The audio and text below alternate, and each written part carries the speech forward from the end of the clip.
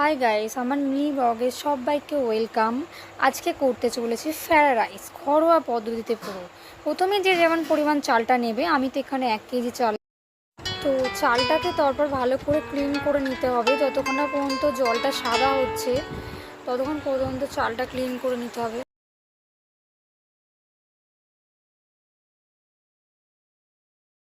এখানে আমাদের চালটা অনেকবারই ধুতে লেগেছে, কারণ চালটাই অনেক ময়লা ছিল।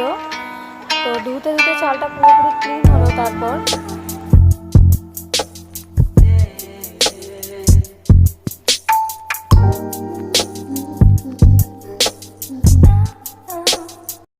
তোমাদের নিতে হবে কুচি কুচি করে গাজর, বিনস আর ক্যাপসিকাম পরিমাণ মতো। যেরকম চাল তার অনুযায়ী পরিমাণ মতো তোমাদের এগুলো নিতে হবে।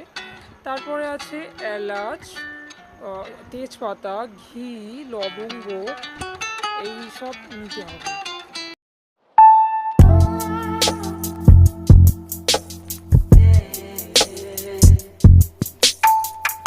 আর তার সাথে কাজু কিশমিশটাও তোমাদের ভিজিয়ে রাখতে হবে, ঠিক আছে?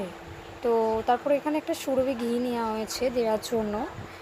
তারপরে চালটা দেওয়ার জন্য হাঁড়িতে প্রথমে জল দেওয়া হবে। তো দেখতে পাচ্ছ হাঁড়িটা বসানো হয়ে গেছে। এদিকে তো পুপু সোনা সকালবেলা ঘুম থেকে উঠেই বোম্মার কাছে যাওয়ার জন্য ছুটছে। তো আকাশটা তো ভীষণ সুন্দর লাগছে এখানে। দেখো দেখো ছুটছে এখন। তো ভিউটা জাস্ট দেখো আকাশের, দারুণ লাগছে। বাট রোদও খুব পড়েছে অ্যান্ড গরমও খুব পড়েছে। তারপরে গ্রাম্য স্টাইলে আর কি ছাই তোলা হচ্ছে যাতে উনুনটা ভালো করে ধরে।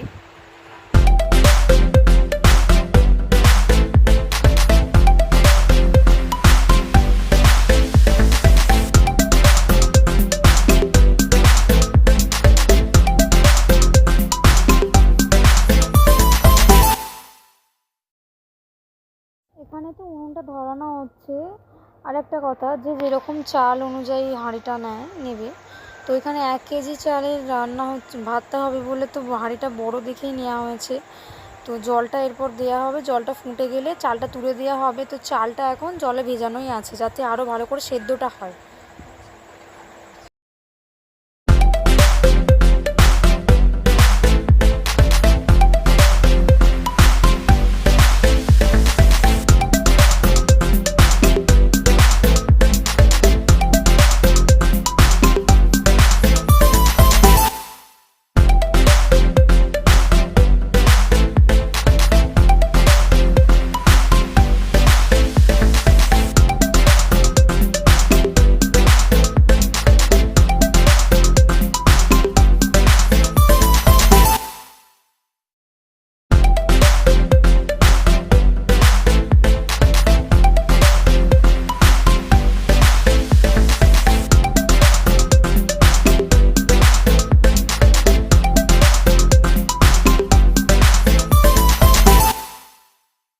যখন একটু একটু ফুটছে তো তখন তেজপাতাটা দেওয়া হয়ে গেছে যাতে ভাতে মানে টেস্টটা ভালো হয় আর কি। তার সাথে সাথে সবই দেওয়া হবে। তো দেখতে থাকো ভিডিওটা।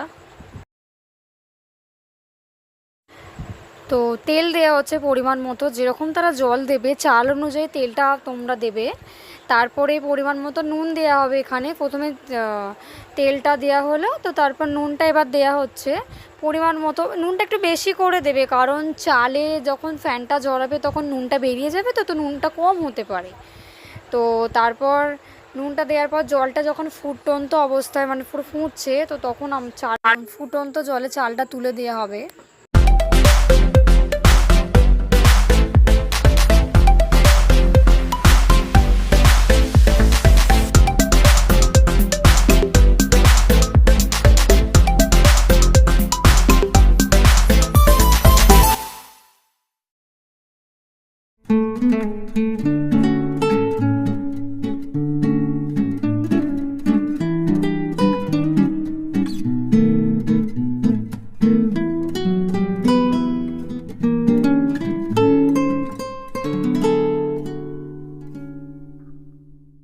ভাতটা ভাতটা খুব বেশি মানে গলা অবস্থায় নামাতে হবে না, ভাতটা শক্ত থাকবে, সেটাকে নামাতে হবে। তো চালটা দেওয়ার পর চালটা যখন ফুটে যাবে, এখানে দেখতে পাচ্ছ লেবুটা দেওয়া হবে রসটা, কারণ ভাতটা ঝরঝরে হওয়ার জন্য। তোমরা চাইলে লেবু রসের বদলে ভিনিগারও দিতে পারো, দুটোতেই একই কাজ করে। তারপর এখানে এলাচগুলো ফাটিয়ে নেওয়া হচ্ছে, দেখতেই পাচ্ছ। এগুলো সব জলটার মধ্যে দিয়ে দেওয়া হবে, কারণ দারুণ স্মেলটা আসবে এই জলের সাথে, মানে চালটা যখনই ফুটবে এর সাথে সাথে স্মেলটাও ভালো আসবে যখন ভাতটা হয়ে যাবে আর কি।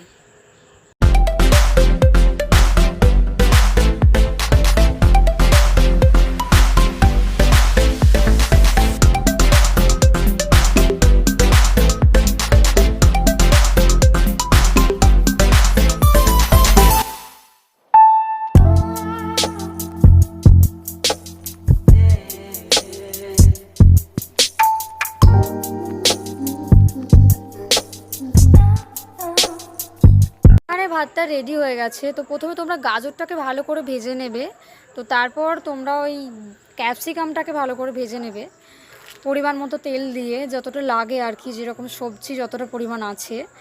তারপরে লাস্টে বিন কড়াইগুলো ভাজবে, খুব ভালো করে ভাজবে।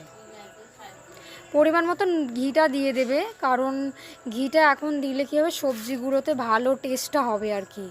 ঘিটা এখন দিয়ে দেবে তোমরা পরিমাণ মতো। তো তারপর দেখতে পাচ্ছ বিন কড়াইগুলো দিয়ে দেওয়া হলো, এটা ভালো করে এখন ভাজতে হবে।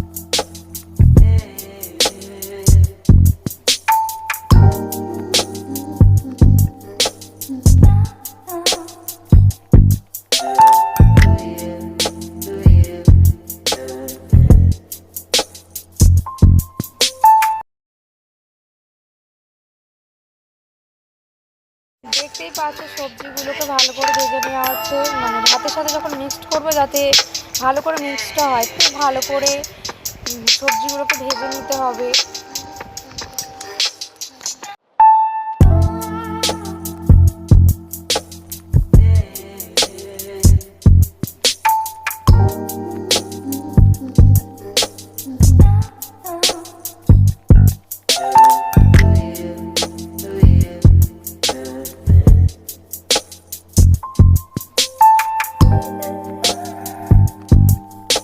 এখানে দেখতেই পাচ্ছ পরিমাণ মতো চিনি গুঁড়ো নিচ্ছে আর গোলমরিচের গুঁড়ো নিচ্ছে, যাতে মিষ্টির পরিমাণটা ঠিক থাকে।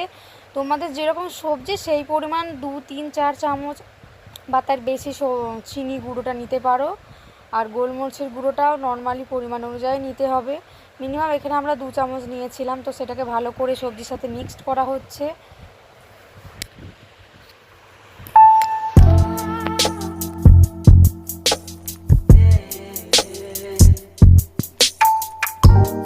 তারপরে ভেজানো কাজুগুলোকে দিয়ে দিচ্ছি আস্তে আস্তে করে। কাজুগুলোকে দিয়ে কড়াই ভালো করে নেড়েচেড়ে নিতে হবে।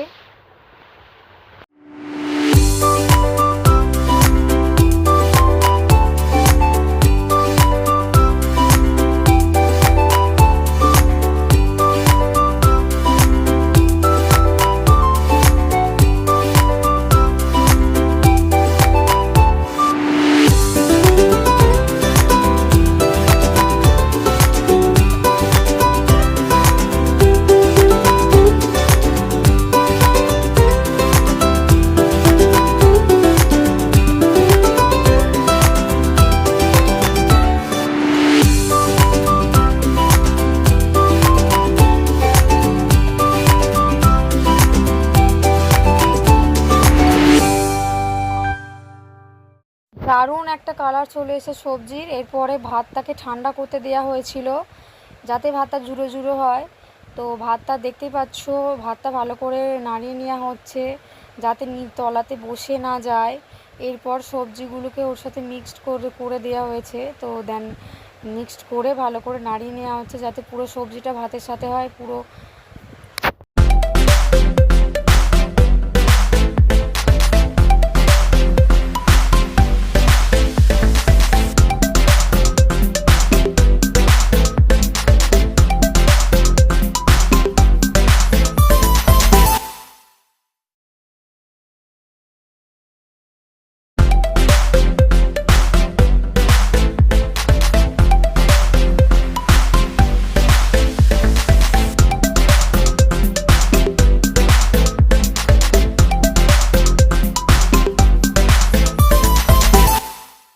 পাচ্ছ আমাদের দুটো জায়গাতে রেডি ফ্রায়েড রাইস ঠান্ডা করতে দিয়েছে।